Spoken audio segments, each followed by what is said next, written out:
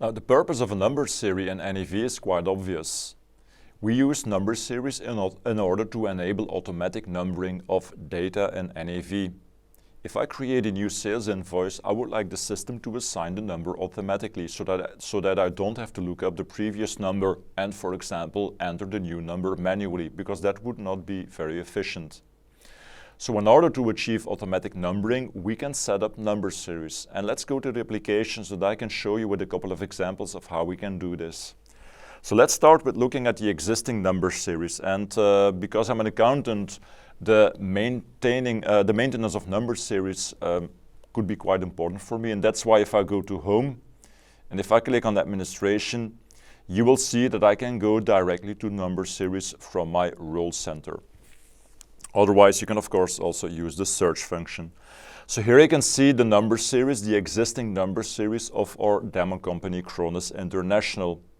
So when you recognize by looking at the description why these number series are used, for example, for inventory movements, or for example, for items, or released orders, and so on. You see, so everything that needs to be numbered can have a number series over all these different application areas. Now let's have a look at how such a number series looks like. And let's take the one of the posted purchase invoices as an example.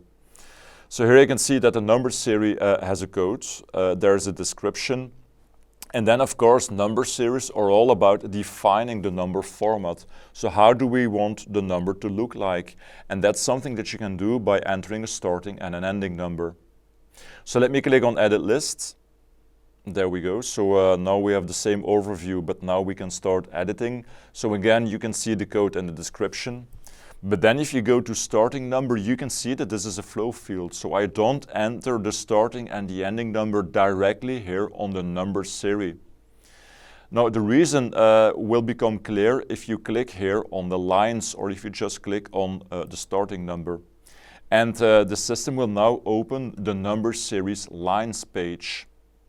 So this means that for one number series, you can still see it here, so the posted purchase invoices, you can enter multiple lines. And the reason you can already see by looking at the first field, the starting date. So typically number series for documents and journals, they require a specific number series line based on starting dates. So think of sales invoices. Companies, they want to start renumbering their sales invoices from 1 at the beginning of a new fiscal year, you see? And that's something we can achieve by entering multiple lines for one number series. So for example, Krones is living in 2018, so I could say that starting on the 1st of January 2018, my starting number for my purchase invoices should be, let's say, PI 18001 until PI 18999, there you go. You see, so now I did not only include the year in my number, which is not mandatory of course, but which could be useful, but I've also linked it to a starting date. And next year in 2019, so I can create a new line where I will say this is 2019, and now my number will look like this. There we go. You see, so I'm based on the starting date and I'm using year, but you can also use month, quarter, whatever. I can create now a number series line. And what the system will do, it will compare when posting, for example, a purchase invoice, the work date with the starting date, and will pick a number from the specific number series lines based on the work dates. So that's basically what will happen. So now if I click on close, you can see now that the system already updated here the starting and the ending number based on my work date, which in my case is 25th of January 2018, which it is comparing with the starting date of my number series, you see. So and that's why my number for 2018 is displayed here. So it could be very important, especially for number series that you use in combination with documents and journals, because there you typically want to start renumbering them at the beginning of a new period or a new year. Then we have the last date used and the last number used. If I go back to the number series lines, you can see here that there is the last date and the last number used. And you can see that these are editable. So in case that you might have assigned a number that you don't want to use, for example, you can turn it back. So you can say, okay, I've assigned a number for a new invoice, but I didn't actually post the invoice, so I can turn it back or set it back, for example, to 36. Not used that often, but if you want to turn a number back, so to the previous number, you can just come to the number series lines and modify the last date and the last number used if you want. And then there's the warning number, which the system will use to warn us if we almost reached the end of the number series, as you can see here. And finally, we have the increment by number. In this case, this is 1, which means that we will number by 1, but you can also number by 2, by 10, by 100, based on the way that you set up this field. You see, so very easy to assign, to set up number series, as you can see here. Might be important to look into the starting date field. So do we need multiple number series lines for one number series, and create them in that way. So the multiple lines are, of course, like I already said, typically for documents and journals.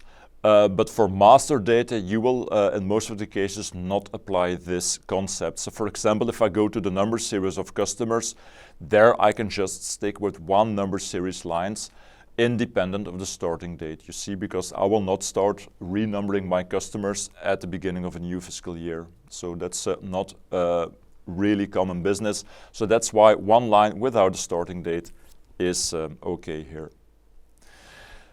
This is the first step. So we create number series like this. But of course, the second step is also very important. Now, before we go to the second step, let's also have a look at the 3 last fields that we see here. And this is, first of all, default numbers. So with this, I can specify that I would like to use this number series as the default number series for data in NAV. Now, which data this is, that's something that we will do in the second step in the setup. Then we also have manual numbers. So even though we can use number series to number automatically, you can still enable manual numbering. So for example, our demo company Cronus enabled manual numbering for customers, which means that they can choose when creating a new customer between assigning automatically a new number using the number series or entering a number manually. You see, so something that you can achieve by selecting the manual numbers field. And then there's also date order. Now, date order means that the system will check if the date of a new number is at least the same or later than the date of the previous number. So that's basically what date order means. Now, date order in some cases is used in combination, for example, with the number series that you use for posted sales invoices. So by selecting date order, in this case, the system will now check when posting a new sales invoice if the date of that new sales invoice is, like I just said, at least the same or later than the date of the previous sales invoice. So that's again the way that we set up number series. And by looking at the description of all these number series, I know that we want to use them for posted sales invoices, for resource journals, for routings, and so on. But of course, the system doesn't know this. And the system doesn't look at the description and automatically will define, okay, this is for posted sales invoices. No. The second thing that we need to do, also very important, is assign number series in the different setup pages of all the different application areas. And let me show you this by going to the sales and receivables setup. So let me use a search function to go to the sales and receivables setup. There we go. And if I scroll down, you will see that there's a numbering fast step. So let me expand the numbering fast step. And here you can see that everything that can be numbered in the sales and receivables application area can have now the number series assigned. So for example, you see here the customer numbers field. I can assign now cust, which means that from now on the system will use cust as the number series to number customers. The same for quotes, for invoices, for reminders, and so on. And by assigning these number series here, the system will be able to number all my sales documents and my sales master data. And you will see the same, for example, if I would go to manufacturing setup. You will see the same concept. So also here you can see a numbering fast step with all the documents that you can use in the manufacturing application area, so that I can assign the proper number series to these different documents, master data, and so on.